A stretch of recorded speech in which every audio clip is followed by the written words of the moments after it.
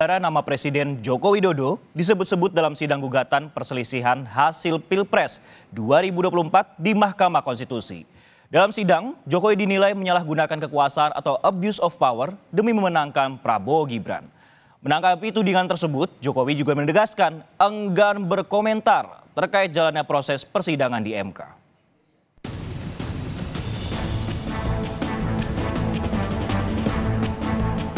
Pelanggaran berupa pelibatan lembaga kepresidenan untuk kepentingan Paslon 02 nampak dan terbukti dari kampanye terselubung oleh Presiden Jokowi dalam berbagai kunjungannya. Ini nanti akan kami jelaskan di bagian lain. Yang disertai dengan pembagian bansos di provinsi yang menjadi area operasi adalah wilayah di mana Prabowo Subianto ternyata memperoleh suara rendah pada pemilu 2024, 2014, dan 2019. Dengan sasaran pemilih diperkirakan 27 juta. Bukan sekali, nama Presiden Joko Widodo disebut-sebut dalam sidang sengketa Pilpres di Mahkamah Konstitusi Rabu kemarin. Kuasa hukum Timnas Amin, Bambang Wijoyanto, menuding ada intervensi Presiden Joko Widodo di Pilpres 2024 yang membuat perolehan suara pasangan Prabowo Gibran meroket. Salah satunya lewat penyaluran bansos. Sementara Ketua Tim Hukum Ganjar Mahfud, Todung Mulya Lubis, menyebut Presiden Jokowi melakukan nepotisme di Pilpres 2024. Todung bilang nepotisme melahirkan penyalahgunaan wewenang untuk memenangkan pasangan Prabowo Gibran dalam satu putaran. Adanya nepotisme yang dilakukan oleh Presiden Joko Widodo yang kemudian melahirkan abuse of power, terkoordinasi guna memenangkan pasangan calon nomor urut 2 dalam satu putaran. Nepotisme yang dilakukan oleh Presiden Joko Widodo dalam Pilpres 2024 dilakukan begitu rapi, secara terstruktur, sistematis, dan masif, yang pada akhirnya membuat Pilpres 2024 hanya menjadi aksi teatrikal belaka. Menanggapi namanya yang berkali-kali disebut dalam sidang gugatan hasil Pilpres, Presiden Joko Widodo menegaskan enggan berkomentar.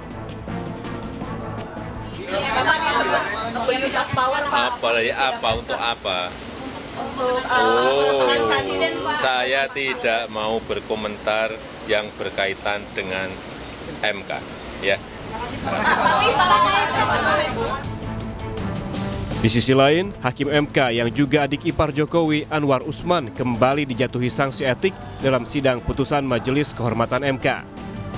Anwar Usman dinilai melanggar etik atas sikapnya yang tidak menerima putusan yang mencopot dirinya dari posisi Ketua MK. Selain itu, upaya Anwar Usman yang mengajukan gugatan ke Pengadilan Tata Usaha atas putusan MK juga jadi pertimbangan MK. Dengan putusan ini, Anwar Usman sudah 2 kali diputus melanggar etik. Menyatakan, 1. Hakim terlapor terbukti melakukan pelanggaran terhadap kode etik dan perilaku hakim konstitusi sebagaimana tertuang dalam prinsip kepantasan dan kesopanan, butir penerapan angka 1 dan angka 2 Sabta Karsa Utama. 2. Menjatuhkan sanksi berupa teguran tertulis kepada hakim terlapor. Publik kini menanti proses pembuktian dalam sidang perselisihan hasil Pilpres 2024 yang akan dilanjutkan pada Senin pekan depan, di mana Mahkamah Konstitusi akan mendengar keterangan saksi atau ahli dari kedua belah pihak. Tim Liputan, Kompas TV. Kita langsung sapa jurnalis Kompas TV Tifal Solesa di Gedung Mahkamah Konstitusi Jakarta. Tifal, selamat siang. Sidang penyampaian permohonan dan juga untuk sidang penyampaian jawaban termohon ini juga sudah telah digelar. Apa kemudian hal penting yang bisa digarisbawahi dari 2 sidang tersebut, Tifal? Kita mencermati ada saling tuding, saling sanggah, saling menyampaikan argumentasi dari berbagai pihak.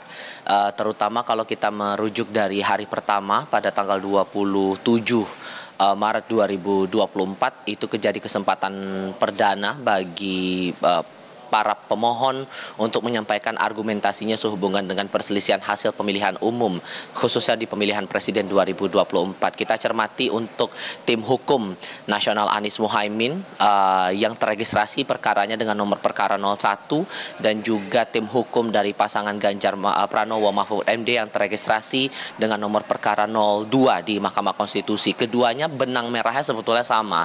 Mereka mempersoalkan adanya upaya terstruktur, sistematis dan masif dalam proses pemilihan presiden 2024 persisnya pada tanggal 14 Februari lalu yang membuat akhirnya suara Prabowo Subianto Gibran Rakabuming Raka ini dinilai oleh kedua belah pihak cukup signifikan kenaikannya, didorong oleh sejumlah hal, terutama dalam hal ini pengerahan massa, kemudian pengerahan ke aparatur desa dan aparatur sipil negara lainnya untuk bisa mendongkrak suara Prabowo Gibran saat masa pencoblosan di 14 Februari 2024 lalu. Terlebih lagi masalah pencalonan dari nama Gibran Rakabuming Raka juga dipersoalkan karena dipandang oleh para pemohon ini tidak sesuai dengan persyaratan dan juga sistematika yang berlaku, tidak sesuai dengan aturan hukum yang seharusnya dijalankan oleh Komisi Pemilihan Umum selaku termohon dalam perkara ini. Yang juga diminta, yang membuat ini jadi berbeda dari kedua belah pihak adalah petitumnya, hanya pada permohonannya saja.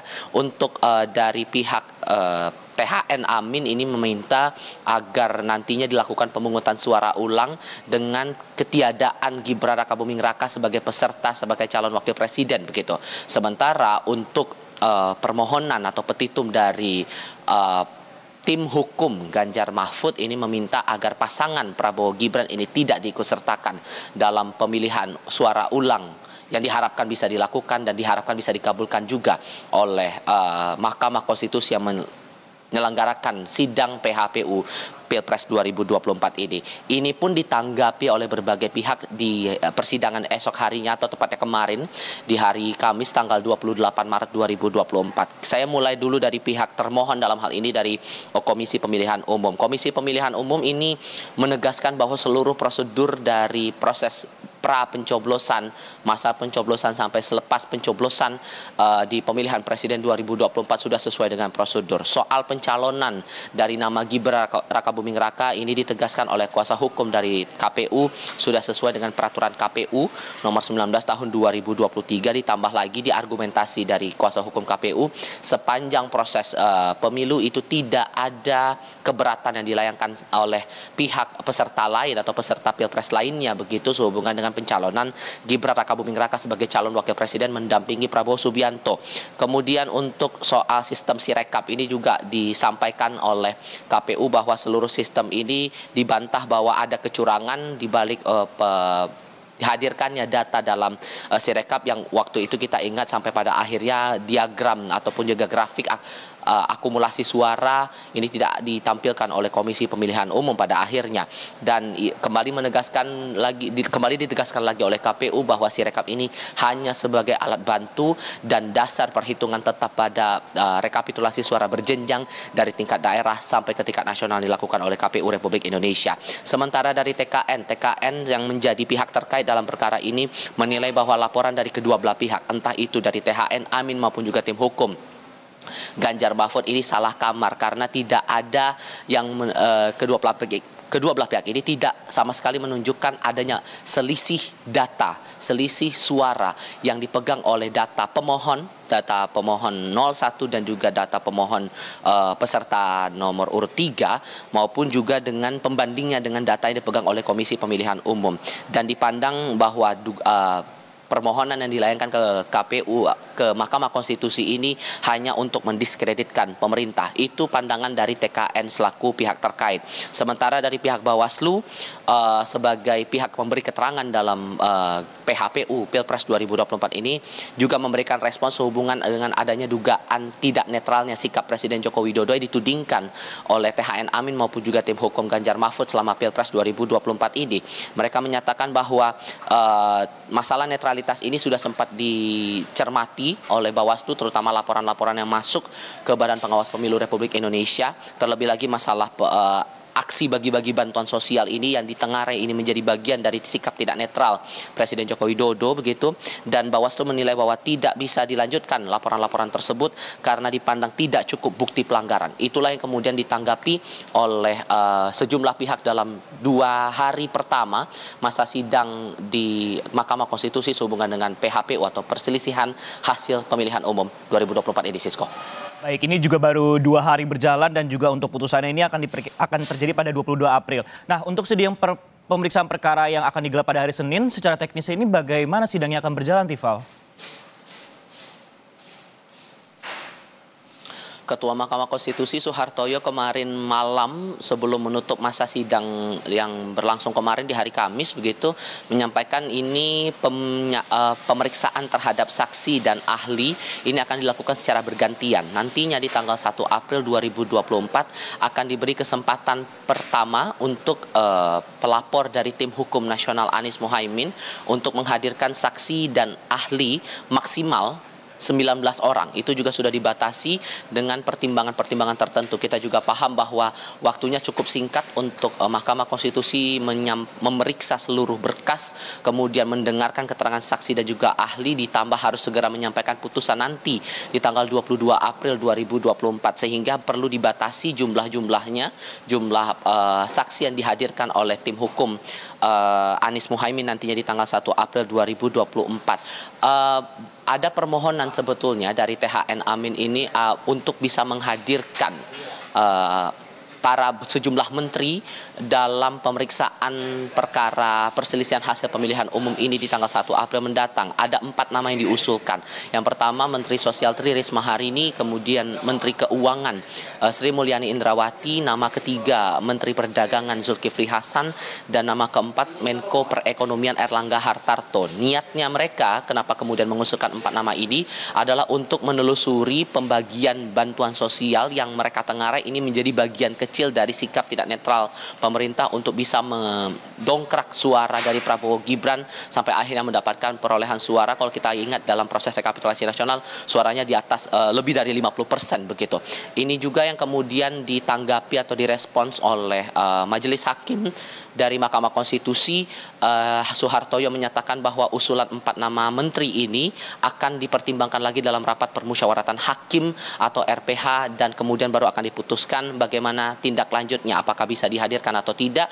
Namun dari beberapa pihak, terutama dari sejumlah ahli hukum tata negara juga menilai kemungkinan itu masih bisa dihadirkan, entah itu dihadirkan oleh pihak pemohon maupun juga diminta dan didatangkan oleh hakim di Mahkamah Konstitusi, Sisko. Akan berlanjut pada hari Senin terkait pemeriksaan saksi dan juga ahli, dan juga berharap THN Amin ini juga dapat menghadirkan 4 menteri namun masih harus melalui rapat pemusyawaratan hakim. Terima kasih Tifal Soleh, saya melaporkan langsung dari Gedung Mahkamah Konstitusi Jakarta.